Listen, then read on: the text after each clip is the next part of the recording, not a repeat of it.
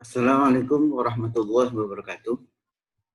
Di bagian sesi yang terakhir dari pembahasan aliran fluida melalui valve, kita akan membahas tentang pertama bagaimana kita membuat strip chart atau grafik secara otomatis. Kemudian kita akan mendalami kembali tentang valve itu sendiri, control valve. Bagaimana aksi control valve dan bagaimana memilih aksi control valve yang akan kita gunakan di dalam simulasi atau di dalam proses.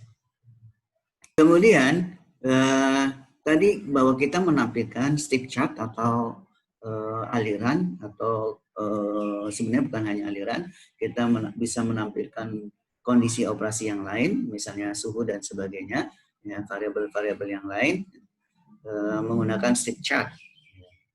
Nah, tapi kita menggunakan data book ya, secara manual. Sebenarnya di dalam valve itu sendiri itu memiliki fasilitas namanya valve strip chart ya. Di sini ada variabel yang kita inginkan apa yang mau kita tampilkan ya di sini ya. Jadi, kita mau menampilkan yang mana ya. Ya di sini ada OTS dynamic status, kemudian ada small steady state, kemudian yang lain gitu ya. Nah, kemudian setelah kita misalnya menggunakan OTS dynamic status, kemudian kita klik ini strip chartnya, create strip chart, maka akan muncul ini akan tampil strip chart untuk valve yang kita ingin tampilkan kondisinya ya. Nah, ini nanti akan tampil di sini lebih banyak lagi ya, molar flow, kemudian pressure dropnya, feed pressure, kemudian percentage opening. Jadi ini dengan fasilitas ini justru kita akan mendapatkan grafik-grafik yang lebih lengkap. Ya. Oke, kemudian kalau kita melihat control valve secara lebih detail, maka kita akan melihat seperti ini. Ini control valve yang juga dikaitkan dengan instrumentation. Jadi ini instrumentation schematic dari control valve. Jadi di sini dalam pengendalian itu control valve itu mendapatkan perintah dari controller. Makanya di sini disebutnya from controller. Ya. Ini from controller. Ya. Yang controller itu akan mengirimkan sinyal berupa sinyal listrik. Ya, ini berapa ampere. Kemudian oleh transducer, ini adalah transducer disebutnya, yang merubah sinyal listrik menjadi sinyal pneumatik atau aliran udara, nanti dikonversi menjadi tekanan. Berapa tekanan yang harus dikirim ke control valve ini. Maka kemudian posisi control valve ini akan berubah tergantung dari tekanan yang disuplai yang atas perintah controller ini.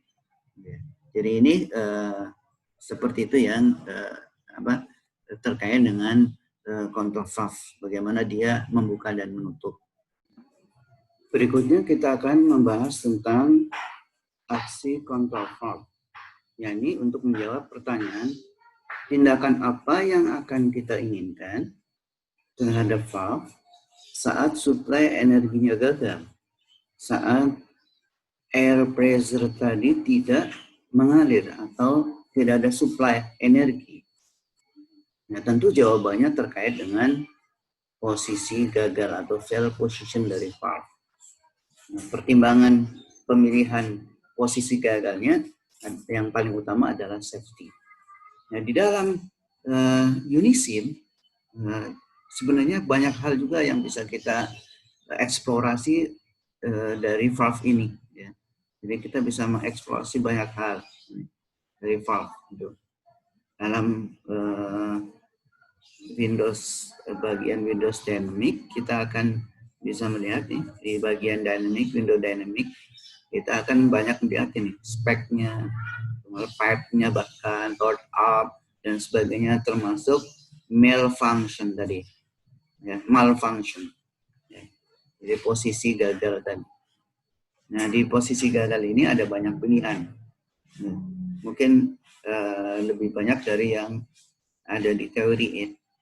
Itu bukan hanya dua saja, tapi di sini ada valve open, ada valve shut atau valve close, ada valve hold, dan position yang akan kita inginkan. Ya. Jadi ini yang ada 4 hal. Tapi yang biasanya terjadi adalah 2 hal ini. Valve open atau valve shut atau valve close. Oke. Yang pertama adalah valve open atau FO atau air to close. Kita memerlukan udara untuk menutup. Lihat gambar dari skema kontrol valve-nya ini ada di sini. Itu udara melalui bagian atas ya, tadi seperti skema yang sebelumnya. Kemudian diafragma akan tertekan oleh udara dan kemudian pelak ini akan menutup ya. Menutupnya ini memerlukan udara, makanya disebut dengan air to close ya. Kemudian untuk membuka berarti dia tidak perlu udara, maka bahkan dia mengurangi udaranya, atau kalau tidak ada udara sama sekali dia fully open. Itulah yang disebut dengan valve open.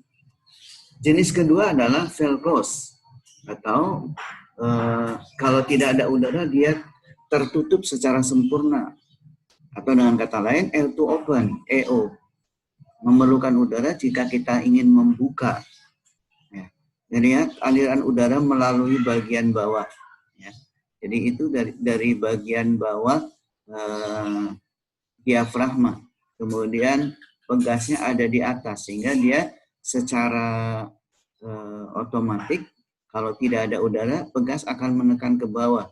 Karena menekan ke bawah, maka dia akan fully close ya. Maka disebut dengan valve close. Jadi fully close. Dan untuk kita bisa membuka, kita memerlukan udara. Ini yang banyak sekali dipakai ya. Air to open. Ini banyak dipakai. Sehingga kalau ingin membuka valve jenis ini, maka diperlukan banyak udara. Dan biasanya banyak udara yang diperlukan itu tergantung dari besarnya sinyal yang dikirim oleh controller.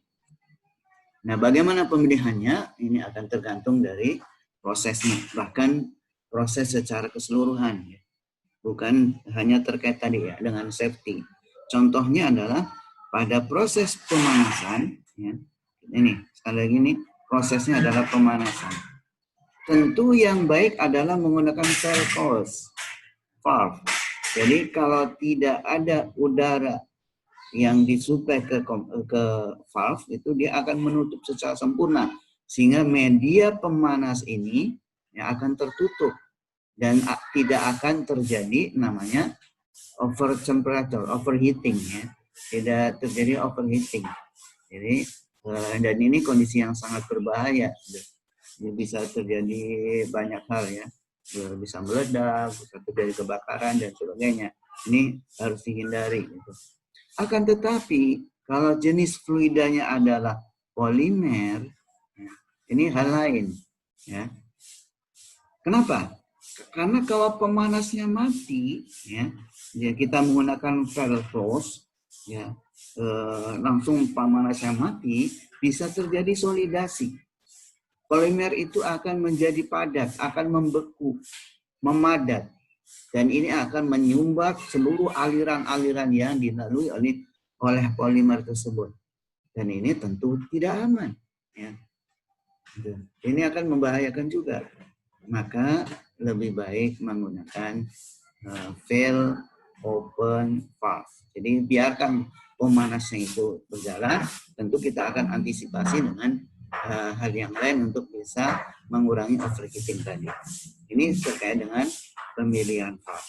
Demikian terkait dengan aliran melalui valve yang bisa kita lakukan di dalam Unisim. Dan saya akhiri, terima kasih. Saya dari Departemen Teknik Kimia Fakultas Teknik Universitas Indonesia. Wassalamualaikum warahmatullahi wabarakatuh.